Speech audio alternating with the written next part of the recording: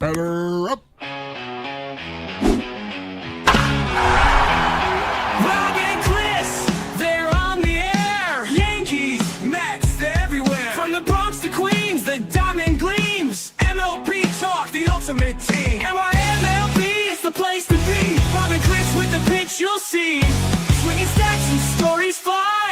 Baseball talk that's amplified.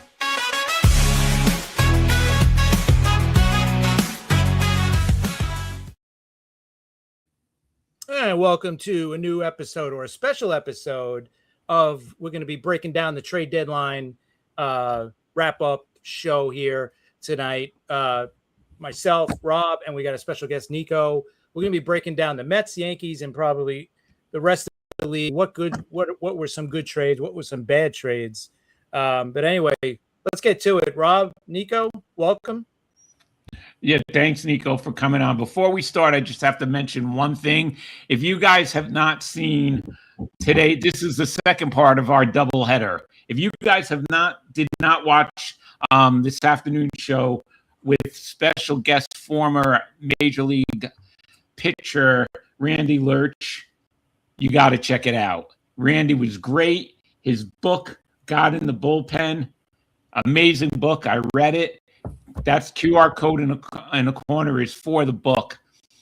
It was great. Check out his episode. The guy had great stories, right, Chris? How awesome? Yeah, no, that was awesome. Anytime you could talk, a 10, 11-year veteran like him could talk just about the playing days, and then he goes into like his journey, about what he went through as well, and even after the game. What he went through. So yeah, that was a great story. And if you haven't gotten the book yet, it sounds like a great book. I mean, just with the few stories that we had in the hour we talked to him, I can't imagine how great that book is. Yeah, it's great. I read it in a day and a half. So that'll tell you something. I couldn't put it down. So anyway, all right, we got a good show. We appreciate Nico for coming on tonight. We got a lot to talk about. Chris, you want to start it off? Yeah, let's all right. You know what? Let's start off with the Yankees because they only made 3 deals.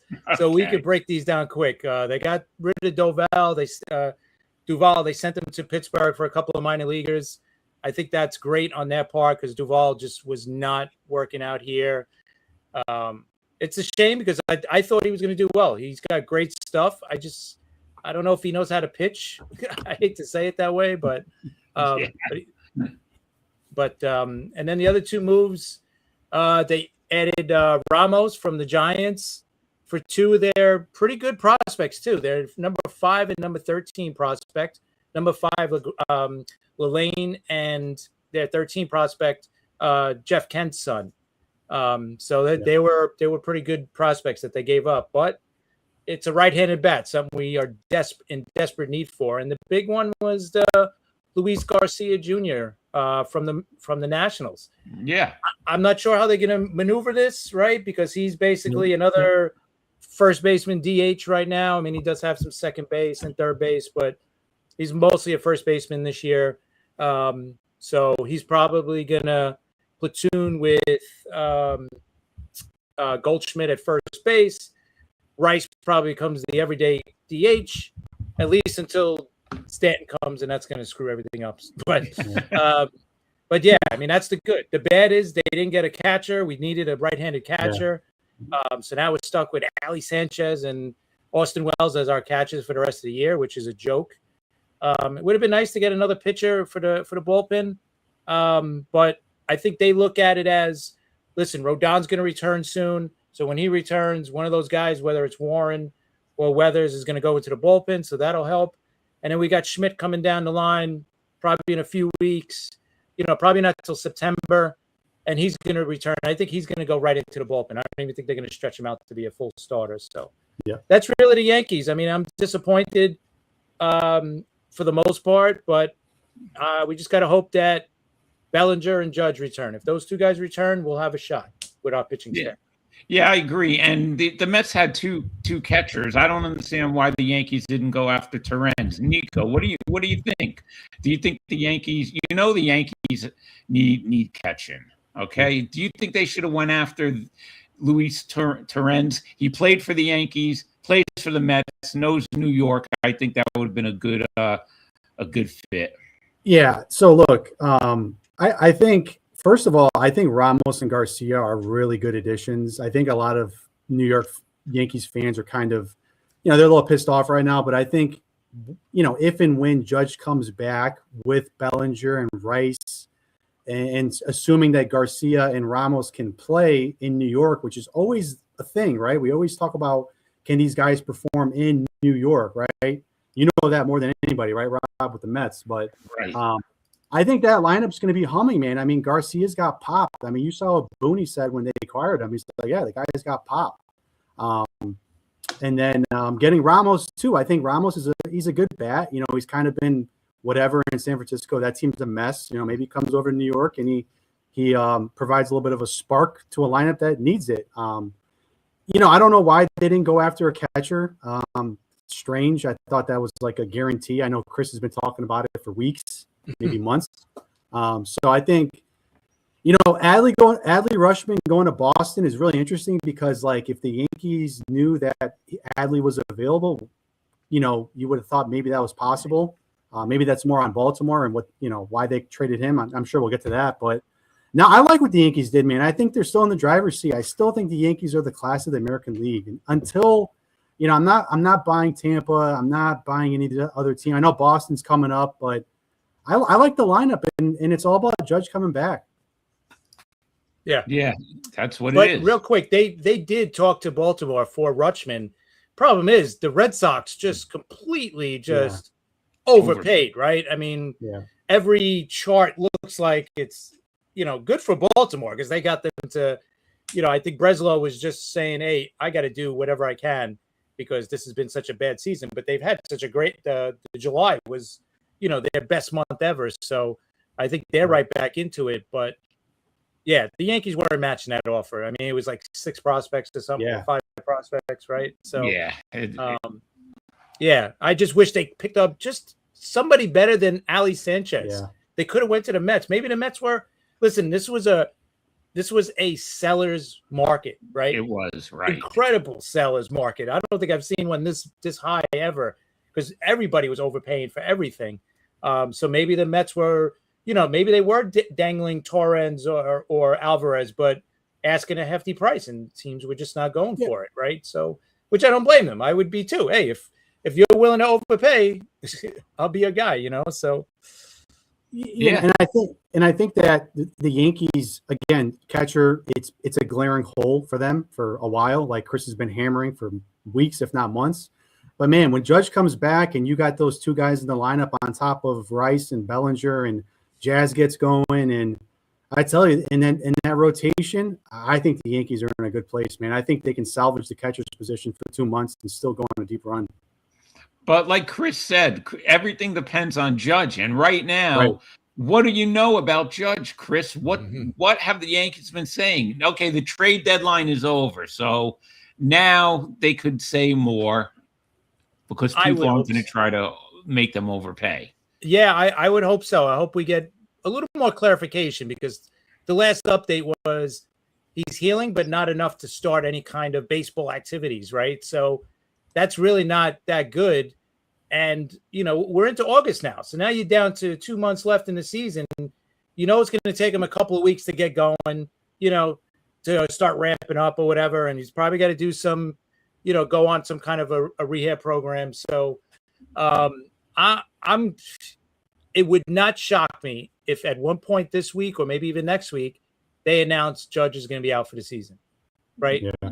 They didn't want to do it before the trade deadline because then teams are like, oh, no Judge? All right, you want one of my guys? Now you got to give me, XYZ, So you're right.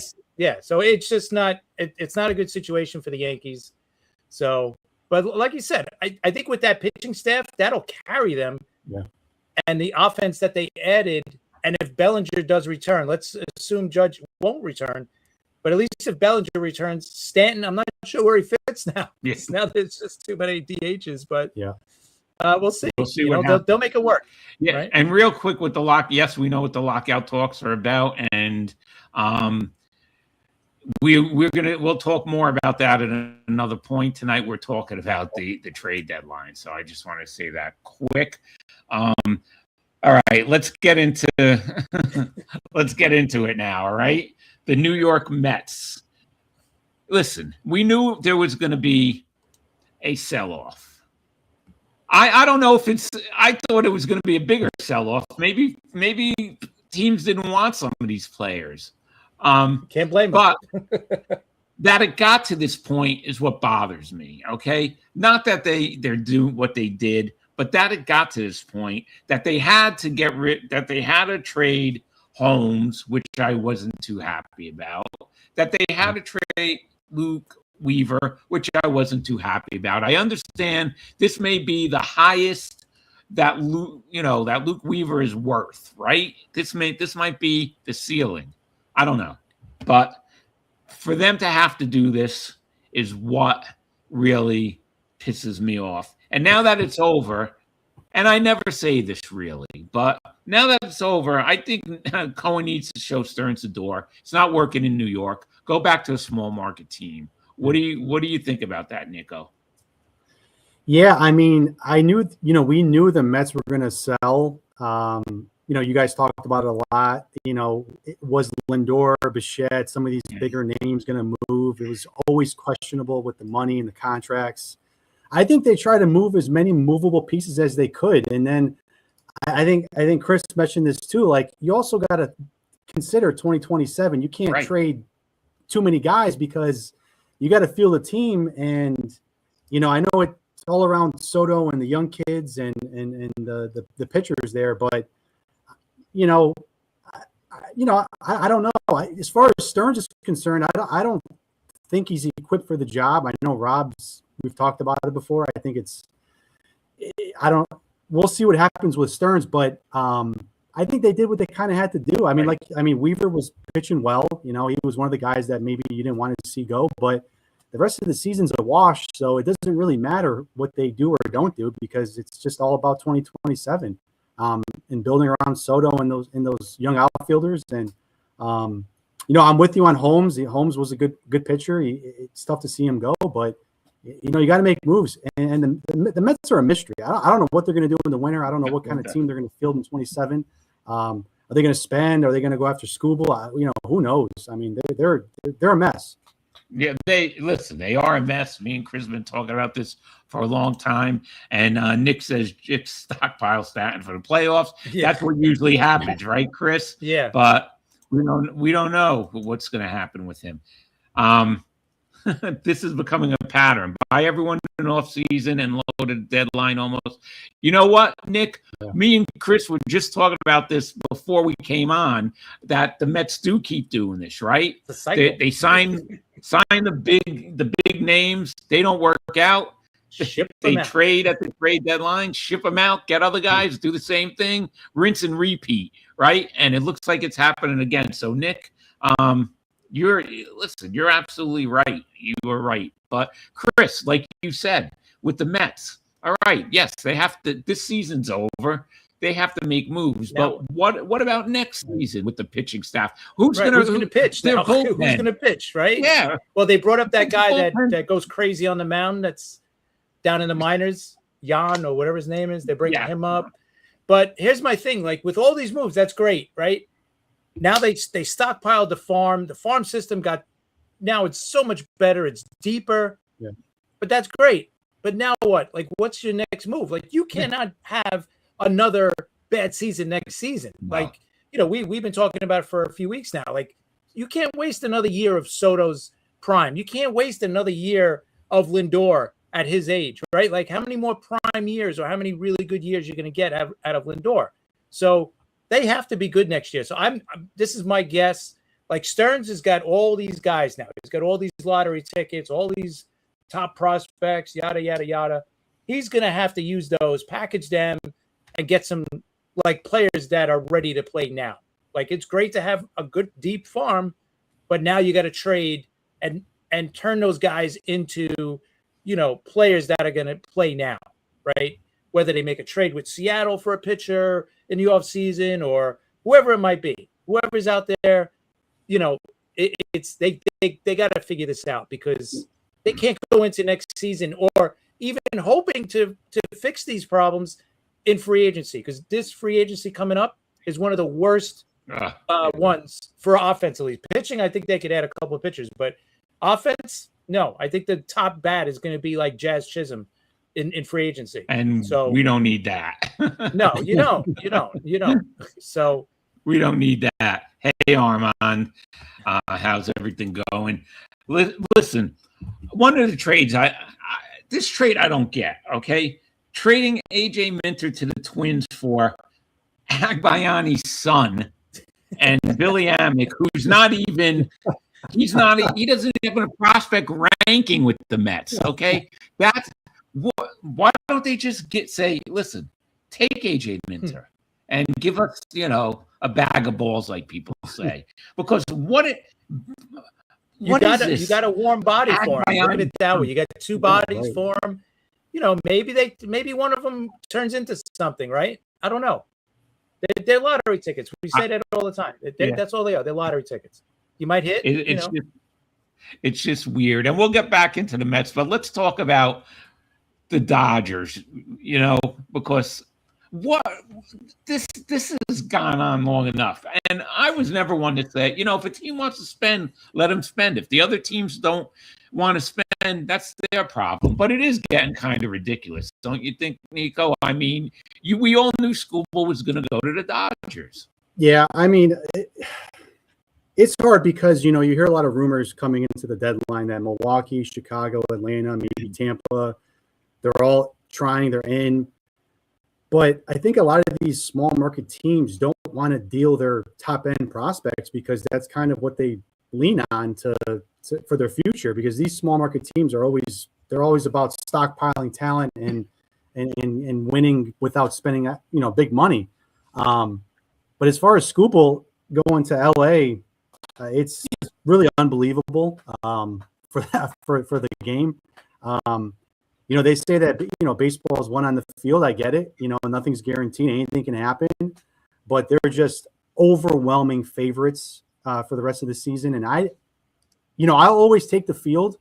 In baseball, I think that's kind of, you should always take the field. Yeah. Nothing's guaranteed. But this is a hell of a run that they're on, and getting Scooble on top of what they have in that rotation and that lineup, and some of those guys are not even performing at a high level. Mookie's maybe not the guy he used to be. Kyle Tucker is not producing. But man, I tell you, once you get to October, they're going to be tough to beat. And I'm not sold on Milwaukee or any of these teams that they're going to be able to clip them. I think they're superior to everyone else. And getting Scooble it's like a cheat code, man. It's like it's unbelievable. But I'm not surprised. I don't think any of us were surprised. And you can just slot him in there with Yamamoto and Ohtani and Snell and Glasnow. It's an all-star team. There's just no break there. And Armand, you make a good point there. But Chris, what about you? We really haven't talked about it yet. What about you with Scooble? I mean, we both thought, Milwaukee should go for it. Absolutely. And they didn't. Right. And to me, it does smell a little fishy, right? This move, because first of all, this offer wasn't that good for Scooble. No. Let's say that right off the bat. So this is one of those offers that maybe if they weren't getting good offers, and at the end on this day, maybe with an hour left, they're like, all right, let's just get something for him and let's trade him. Like, this trade could have been topped by a lot of teams. I don't want to say everybody, but you're going to tell me the Brewers couldn't top this, the Devil Rays couldn't top this, maybe even I don't know if the Yankees could, but I obviously the Red Sox could. You could have topped that offer if you really wanted to. And for a team or teams not to do it, to me, it just doesn't look right. Like, it looks like I know saying collusion is probably going too deep into the woods. Like, all the owners kind of was okay with this move just to be like, look, the Dodgers, look what they're doing. They're killing this game. We need a salary cap, so they're going to keep pushing that narrative as long as they can to get that salary cap, right? Right. Because every team but the Dodgers and maybe the Mets want a salary cap at this point. So, is this the owners colluding together to kind of push this narrative more? I would hate to think that that's the truth, because I want these guys to want to win. Whoever, that's why I thought the Brewers, man, they were in perfect position to go for it. They got a really good team. And if you add a top starter to that rotation, with the Miz up there, you got Kyle Harrison. Yeah. I thought that, the young kid, you got Henderson, who they didn't want to trade. So let me tell you something. Logan Henderson better be a great pitcher in a couple of years, because that was supposedly that was the name that was holding up that, the move to get Skubal. So, but yeah, I mean, the Dodgers are without a doubt the favorite to win it all. But you know what? We've seen it every year in the playoffs.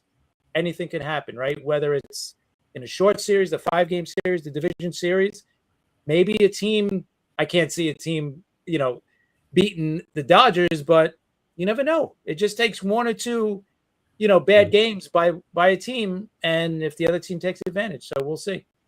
And excuse me, what Armand says too, Chris, about they set a high price, so that scared teams away. Go ahead, Nico. But they didn't get the high price. That's what I'm upset about. Yeah, exactly, and he says that too. They didn't. Right. When I saw that trade, I said, "What is this, a joke?" Go ahead, Nico. What were you going to say? Yeah, so two things. I mean, Chris made a good point. I mean, the trade happened kind of early, right? I think was it Friday? It went down a couple of days before the deadline, and you can't help but think, was that really the best offer on the table? They still had a couple of days before the deadline. He was the crown jewel of the deadline, right? We all knew that Skubal was going to get traded, and you would think that the Tigers front office were going to field as many offers as possible. And it happened kind of early, kind of quick, and you can't help but think, like, did the Tigers front office not consider the baseball fan reaction to the trade, that there would be outrage if Skubal went to the Dodgers? I mean, I understand that they're not looking at it like that, but you can't help but question, you couldn't have considered another offer, a couple offers. You couldn't wait a couple of days. You had to pull the trigger and send them to LA, and you knew the reaction was going to be what it was. But yeah, I don't think it was a great return. For this saga, it's been going on for a while, right? We've been talking about Skubal getting traded since last winter, and for it to end up like this, it feels wrong, to be honest with you. It's very sketchy. And if he wins with the Dodgers, Chris, I'll ask you this first: if he wins, and they're gonna most likely, of course, they're the favorites. Anything could happen. We know that. But do you think that's incentive now for the Dodgers to sign him to a contract, or for him to want to sign with the Dodgers? And would Cohen, just steamroll over any offer that anybody makes? Yeah, that's a good question. But they have so much. You know what? We could have said it last year, but they have so much money, tied up to their other players. I don't know if they could sign him, especially if there's some kind of a. I don't think there's going to be a cap, but maybe there's going to be tougher penalties if you go over the tax amount or something like that. But I've been saying it for a couple of months. I still think Skubal's going to be signed by the Mets. He's the perfect guy to lead that young rotation, But yeah, I mean, would it shock me if the Dodgers signed him? No, it wouldn't. I don't think it'll shock anybody if he signs with LA. But I don't know. Like, are they just going to keep just signing guys every year and blowing through the salary tax? And I don't know. It just looks, or just keep deferring money further out, and it's just unbelievable right now. And Armand does not think Skubal is coming to the Mets. Maybe I'm too positive for you guys, but I really do. I think you have been positive. I just think to me it's a perfect fit for the Mets. Yeah, and money talks, and we know who Skubal's agent is, so money really talks to him, and he's going to go for the highest offer. And Luke, what do you guys think about the Luke Weaver deal to the Pirates? They get infielder Sammy Stafora, which will now become the Mets' number 10 prospect in their system. What do you think about that trade, Nico? Yeah, I mean, a little surprised it was the Pirates. Pirates. They're kind of hanging in there in the wild card. You know, it's the Pirates. Do we expect them to get to the playoffs? I don't. You know, they've been, they're having a good season compared to others, but I was surprised it was Pittsburgh, and you knew Weaver was one of the guys, right? Those were one of the guys they're considering moving. Like I said, they're trying to move as many guys that they can. The Mets, that is. They're stockpiling talent. We'll see if Stearns can, get these young kids in the system and kind of, build from here. So I think the biggest surprise was it was the Pirates, to be honest with you. Yeah, it was. Chris, what do you think about? I mean, they gave away a pretty good prospect for Weaver. It kind of shocked me that it was Pittsburgh, like Nico said. What about you, Chris? Yeah, because I think the Pirates are still like a bat or two short, right? Because O'Hearn just got hurt. I think O'Neal Cruz is close to returning, like probably another week or two. Yeah. But, they are close. Yes, and I think they have a good enough rotation to, get them there maybe. But I don't know if they got enough offense. That's where I look at that team and say they're a little short, on the offensive side. And Skeens hasn't pitched well this year for some reason. I hope the God is not hurt, because that kid's he's a guy you pay to see, right? He's one of the stars of the game, so I'm really hoping he's not hurt. But yeah, it did surprise me a little bit.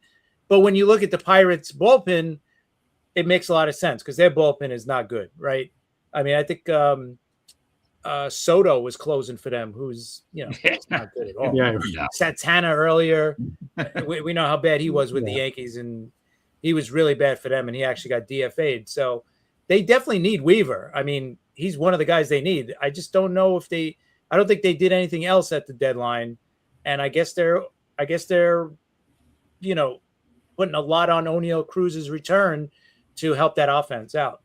But it still makes no sense to me to give up such a high prospect when you really, like Nico said, it really doesn't look like you're going to go that far. But if they make it, I think if they just make the playoffs, right? If they could squeeze into the playoffs, I think it was worth it. Because how long has it been, right, for Pittsburgh making the playoffs? This is not like it's not like the Yankees or Boston, like trying to just get there. Like this is Pittsburgh, right? They have not been in the playoffs for a long time. The fans are starving out there. So I think to give them a shot, it's like, okay, now you got a shot to get in. Without Weaver and without a good closer, they probably had no shot. But I think with Weaver, now they got a shot. Now they got somebody to close those tight games, and hopefully they could win a few more, and maybe that'll push them over and get them in. Yeah, like Armand and Nick said, they got Kirby Yates and Lockhart too. And Carlos, our old friend Carlos, we haven't seen in a while. These deals don't matter. Okay, there's a good take. They'll matter, I think, in the future, number one, and number two, actually more important, like I said earlier, if they could package these players together and get major league ready players, I think it's gonna count. Well, the reason he says is because the owner is going to lock out the players, and we know something's coming up. We don't know what's coming up, so I guess you should go for it if you could go for it, because we don't know what's going to happen. That's another reason why Pittsburgh added. I think it was like we may not get a season next year, and who knows? So let's try to go for it. What do we got to lose? I wish they would have got a bat too, but we'll see. Yeah, and the Braves not doing much. They tried to get Jacob deGrom. deGrom has no trade clause, says nope, not going to Atlanta, and that's it. Nico, were you shocked that the Braves really didn't do much?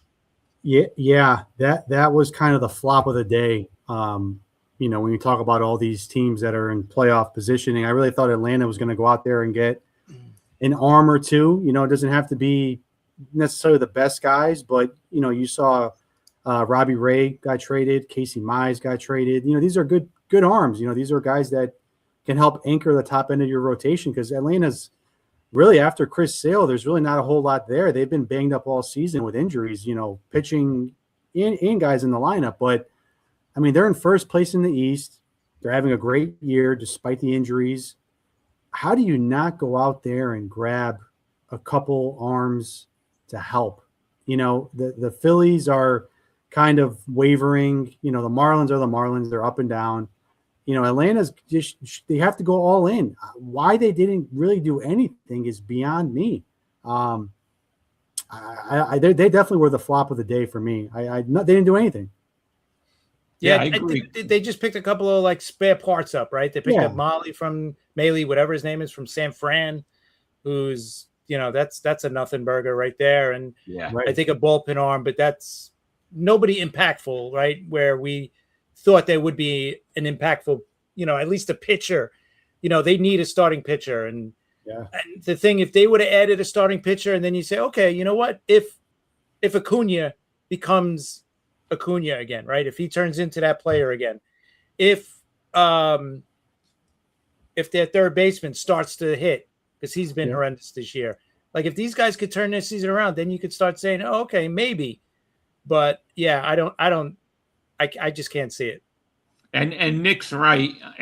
You know, the market was too rich for a lot of teams, but there was a lot more, you know, last day trades going on than I thought there was going to be. I thought it was going to be a little slower than this. So there was a lot going on. And the Mets also trade into their division. Brooks Raley goes to the Phillies for John Spikeman, which will become the 27th prospect in the Mets system. So, you know, that, I don't know, a couple of moves I didn't get. They traded. The Phillies adding Arias, right? Oh yeah, that's yes. I mean, about that. Yeah. What, and they got to, you know, now they got to move about 4 guys to accommodate him, because he could only, you know, like, he doesn't want to play third anymore. He doesn't want to play first. He only wants to play second. And you know what? I think it showed this year. He played really well at second base this year for San Fran. He really improved. But you put him at second, now you're moving Stott over to third. You're putting Bohm at first, and then you're putting Harper from first to the outfield. I mean, that's great. I'm sure they could handle it, but to do this, you know, in August, you know, with only 2 months left, I don't know if that's going to really work out. But I kind of like the fit, but that's just another left-handed bat. We know that they were looking for a right-handed bat as well. So yeah, listen, it's going to probably come down to 2 teams, maybe 3 teams in the National League this year, right? It's going to be the Dodgers, obviously, hopefully the Brewers, and I think the Cubs too, because the Cubs made a couple of good moves today, right? So I think it's going to come down to those 3 teams in the National League this year. The AL, I don't know, right? The AL could be anybody. And the Phillies are, like Chris said, they're playing with fire by moving Harper. Bowman, it could work out. It could work out, because all those guys, I think all of them have played those positions before. You know, at some point, obviously Harper did play the outfield. Bohm, I think it's played some first base. Stott, I think he's played third base. If not, I mean, the guy's a Gold Glove second baseman, so that's not too much of a, you know, a reach for him. So it's not awful, but to do it in August, I think for that many guys, I mean, it's like half your position guys you're moving around. So you're right. And you mentioned the Cubs. So did you like what the Cubs did? I mean, the Cubs did make some moves, Chris, and you thought the Cubs were going to make some moves, and you said they should. You know, do you think they position themselves better than Milwaukee right now with the moves that they made? Yeah. I mean, they picked up Gausman and they picked up Clay Holmes, right? I think that's 2 huge arms for them. Tyrone Taylor. And who else did they pick up? And they got Peterson earlier on. So and he's actually pitched well for them. He pitched great against the Yankees the other night. He did. So I think the Cubs are in pretty good position there. Now they just got to listen. Bregman's got to get going. He is just he hasn't been great this year. You know, he's got to get going for that team to really, you know, look like a team that's going to, you know, compete in the playoffs. But they're definitely going to be a playoff team, obviously. So, and I think with that improved pitching, they might have a shot. Yeah, Garrett, that's right. Yeah, Braxton Garrett. Right, he's another one. And what the Cubs won the deadline, no doubt. What do you think, Nick? I sort of agree that with Nick.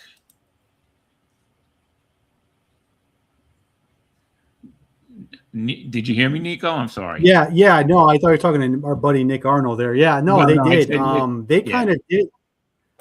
They kind of did what I thought Atlanta would do.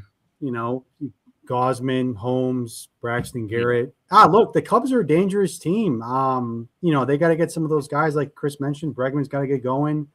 They're probably not going to win the division, right? I think Milwaukee's kind of just running away with it like they do every year for some reason, even though they kind of lose everybody and get better. That's the story of Milwaukee. But no, they're a dangerous team. I mean, look, they got I think, you know, Craig Counsell, they gave him a ton of money, right? There's pressure to win in Chicago, I think, you know, and I don't think getting to the postseason is going to be enough. I think they have to go on a run. I think getting Gosman's great. If you guys can remember, he was an absolute beast last October for Toronto. He's a good playoff pitcher. You know, getting Clay Holmes, another veteran arm. I love what they did. I really do. And I thought that was another team was going to go out there and get Skubal. But, hey, look, if you get – you know, this is kind of the second best option, getting these guys to come on board. So they're dangerous. They're really dangerous. PCA's having a great season. He's an MVP candidate, but he won't win it, obviously, because Ohtani owns that award until further notice. But I mean, I like what the Cubs did. They put themselves in the driver's seat. Yeah. So Chris, what other teams are you happy about, or what other teams are you disappointed with? I'll say one thing. The one team I'm a little surprised at was what the Padres did, right? Picking up Casey Mize and Robbie Ray. Now, they're good pitchers, really good pitchers. I'm not saying they're not. I'm just surprised that they're going for it, because to me, this is a team, and I'm sure they tried to unload some of their contracts, and I'm sure no one wanted them, but I just feel like they're at the end of that. They're kind of like Philly, you know, the Phillies. Like their championship window has closed, right? Yeah. I think they had their shot a couple of years ago when they had the Dodgers on the ropes and they couldn't close it out. I feel like they're just not there, right? Their lineup has not been good all year. You know, they haven't scored a lot of runs. Yeah, now they got a couple of really good starting pitchers to go with King, and they got a good bullpen, obviously, with Miller. But I'm just a little surprised that they went for it this much. I figured they were going to start to try to rebuild slowly, you know, but now they're not. They're going for it, and I guess I got to give Preller, you know, a lot of credit for saying, hey, let's go for it. Let's try to squeeze out a couple more years out of these guys, the window here, and we'll see. Yeah. And okay, Nico, let's talk about your team, the Mariners. But first, I have a question for you. I don't know if I ever asked. When did you become a Mariners fan? Yeah, it's kind of interesting. So I'm down the road from you guys. I'm right in the middle of New York and Boston. So I'm right in the middle of Red Sox, Yankee land, right? Yeah, I grew up, man. I loved the Mariners players, believe it or not. You know, you guys know those guys back in like the late 90s, early 2000s. Griffey, Ichiro, Randy Johnson, Jay Buhner. I mean, they had so many good players and I don't know what it was. I just was drawn to them from a young age. And it's kind of a curse because they've never been to a World Series. They've never been to a World Series. You know, last year they were right there, right? I mean, that was the closest they got. This year doesn't look anywhere like last year. But it was about the players, man. I mean, I'm also kind of a fair weather Red Sox fan too. I do like the Red Sox, and I pull for them a little bit. When they do well, I enjoy it. But yeah, I like the Mariners, but you know, it's hard to be a fan these days. All right, Nico, let me ask you quick too. Like before we get to what they did at the deadline, what do you think is causing Raleigh to basically fall off a cliff here compared to last year? Like, what do you think has happened? Is he still hurt? Is he playing through an injury? What do you think? Yeah, so I think he's been hurt dating back to the WBC. And another thing, too, what's interesting is a lot of these guys that played in the WBC have not performed this year. It's kind of, I want to say like maybe 70, 80% of them. Yep. And it's strange because a lot of them had amazing WBCs. And look at the guys in the Royals. Those guys had great baseball classics, and they haven't had good seasons. With Cal, I think he's injured, but I also think he's got no confidence out at the plate. I feel like baseball is a confidence game, man. And he just looks like he's so in his head right now. it's crazy because last year was like the opposite. He was full of confidence. He was the man. He was like, runner up for MVP. I mean, he was hitting the ball out of the ballpark every other night, and he looks lost at the plate. And they're going to need him to get going, man, because they're in trouble. American League is bad, but they start falling 5, 7 games, 10 games under 500, they could be doomed. But it's not just him. I think a lot of guys in that lineup too are just not performing. It's kind of, even that Toronto series last October, a lot of those guys were just a lot of swing and miss. Julio and Arozarena. It's like, these guys they're so hot and cold and inconsistent, man. They don't know how to win, and it's kind of rubbed off on them this year. Yeah, and I just can't believe how bad he's playing this year. But what you said, me and Chris have been talking about it all season, about the WBC, right, Chris? It's like these guys, it really has thrown a lot of these guys off. Yeah, look at Gunnar Henderson. I mean, and like you said, he was really good in the WBC. I thought, man, he's gonna have a big year this year. After this WBC.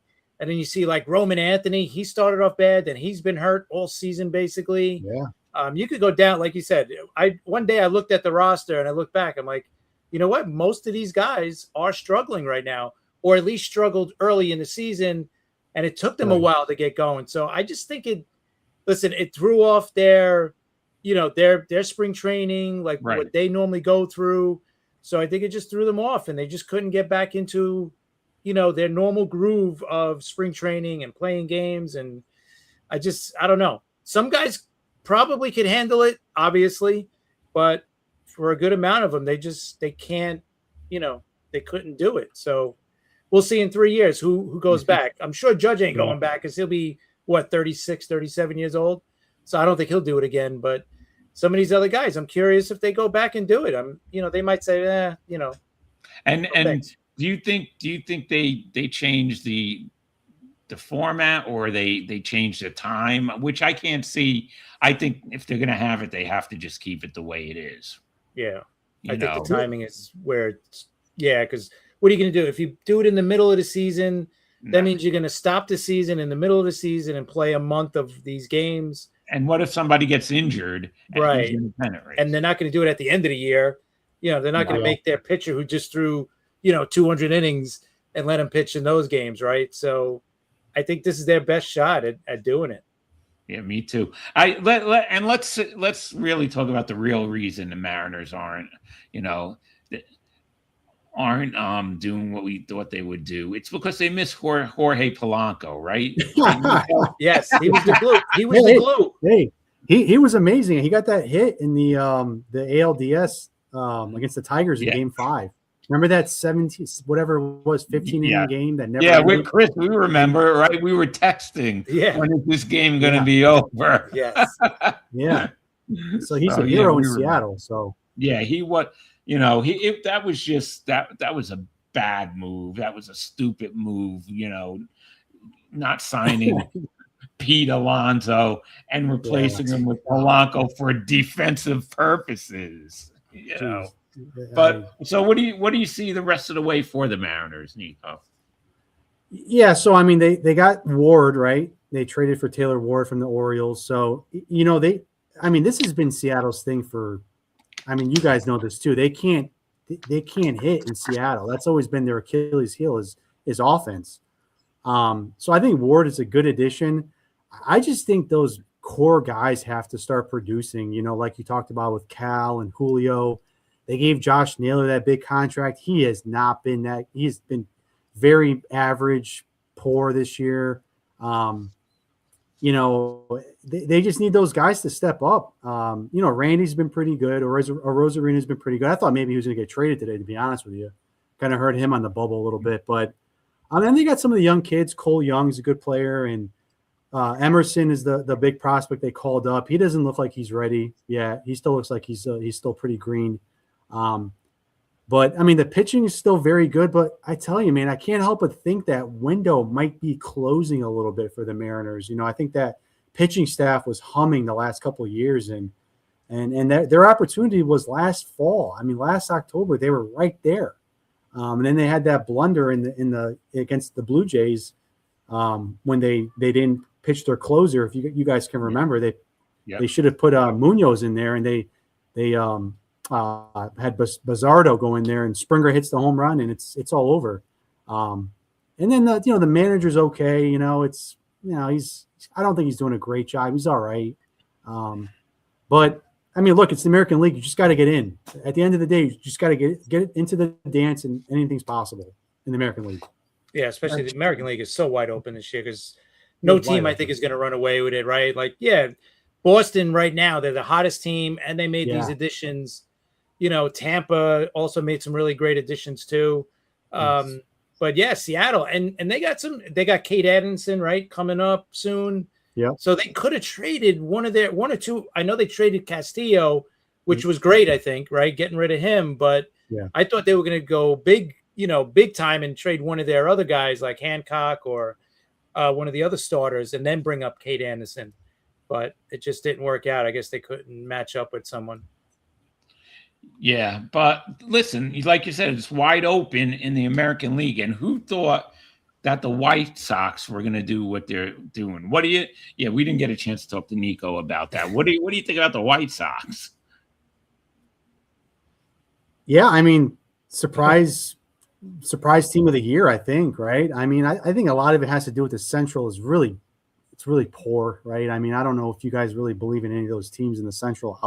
I mean, I guess the White Sox are just kind of taking advantage of that division, but now they've been fun. They're young. They're kind of playing with nothing to lose, like everyone kind of pegged them for another 90, 95 loss season. And some of these kids are performing, and you look at them today, they were buyers.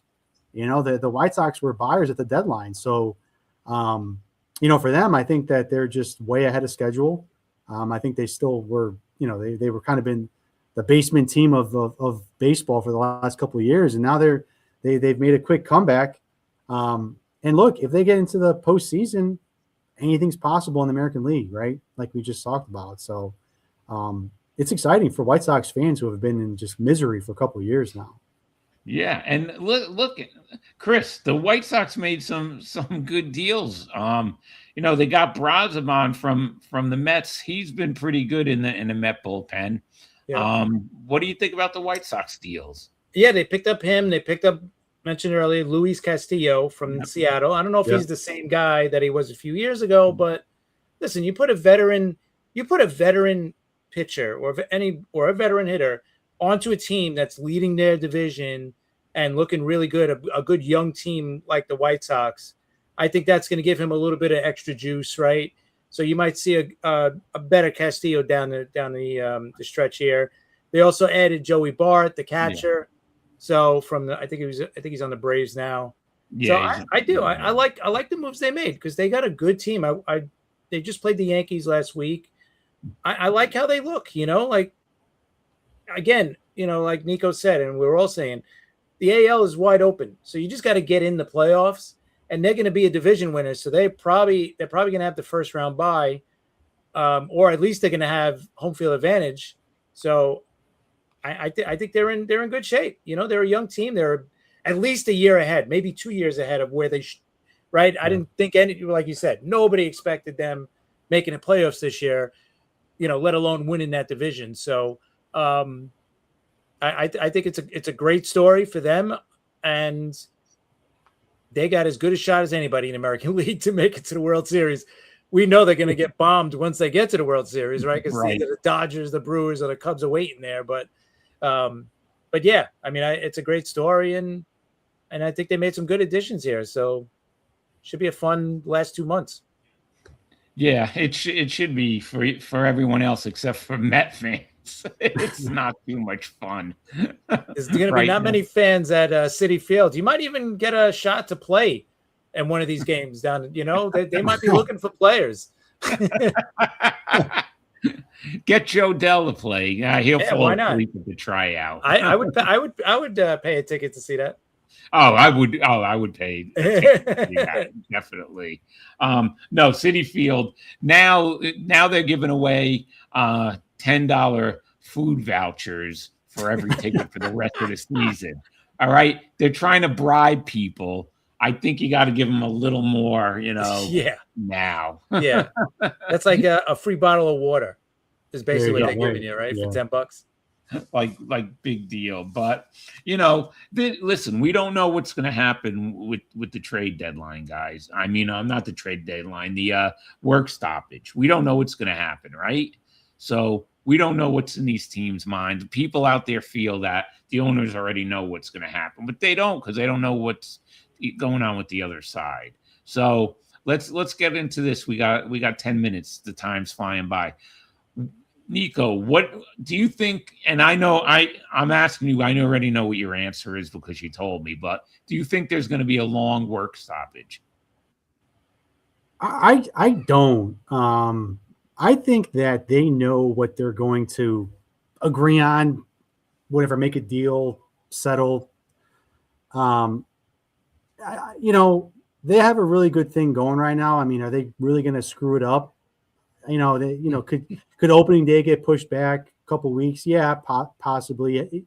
Maybe, but I don't think there's going to be a long stoppage. I think, what was it, 94 when they missed the season? Was it hockey? I forget which one it was. Was it baseball? Yeah, they missed the season 94. Yeah, that's when the Expos and the Yankees were really good. They didn't have a World Series. Yes. Yeah, that was horrible. It's 2026. They can't be that stupid to really blow a season with all these stars and all these deals. So no, I don't. I think once they start making deadlines, you're going to see people moving a little quicker. So I don't know, man. It's unfortunate that it's only baseball does this for some reason. I know hockey did it in the past too, but it's always baseball that does this. And I don't think there's going to be a salary cap. I never thought there would be. They should set some parameters though. They really got to make some new guidelines to make it a little bit more, friendly for all 30 teams. But so no, I don't think there's going to be a long work stoppage. I hope not. Maybe that's just a baseball fan in me talking. Yeah, it might be. None of us wants to see a long work stoppage. We don't want to see one at all. No. But right. Me and Chris have lived through this stuff. And when you say the owners they've done stupid things. They always do stupid things. One thing I would hope that they get rid of is these deferred contracts, right? Right. That to me should be, like they should be a percentage, like a certain percentage you could defer of a contract, right? If it's $100 million, 10% of that contract you could defer if you want. The rest is, how it's supposed to be paid. No deferred 20, 30 years down the road, like with Ohtani. Ohtani's getting paid nothing for his career. He's going to get all this deferred money later on. Listen, they still got to pay that, and it's still going to probably go against the cap or whatever it's going to be in the future. But I think they got to put some kind of a limit on deferred contracts. Whatever the amount is. I'm not smart enough to come up with one, but they definitely got to come up with some sort of amount where you could defer, and that's it. You can't defer your whole contract for 20 years away. That's just awful. But I think I'm with you, Nico. I don't think there's going to be a cap, but there's got to be something, right? There's got to be something that they're going to stop, a team like the Dodgers or the Mets that have unlimited resources and they could sign whoever they want. And but on the flip side, they got to figure out how to force these cheap owners to spend more money. So a cap would fix that pretty easily, but we know that's probably not going to happen. But they got to try to do something. They got to fix something. Like they got to put a tax on the bottom guys too. Like if you don't spend at least $150, you're going to get taxed for every amount you're below or something. You know what I mean? So I'm for it. Just figure it out. My thing is, Nico, just figure it out, right? Because the owners are still going to make a crap load of money. The players are still going to make a crap load of money. And what are we going to do? We're still going to have to pay a crap load of money to stream the game, watch the game, go to the game, buy stuff, right? So we're still going to be we're all going to be in the same situation. The players, the owners, and the fans. It's just figure it out. Like you said, just figure it out. Don't be this stupid and ruin what you got. You got everything going in your direction. You got all the momentum. Stick with it, and we'll see. Just don't be stupid.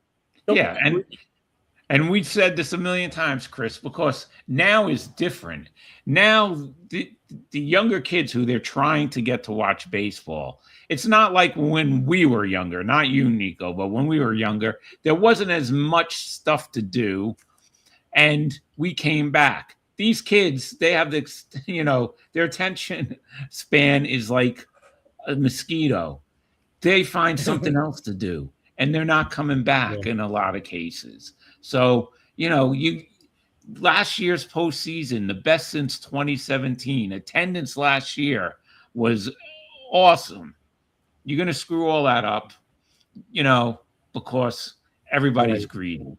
But the players will never go for a salary cap. There's no way. And we know that. They're not going to do it. And the players union in baseball is the strongest union in sports, probably the strongest union in the world.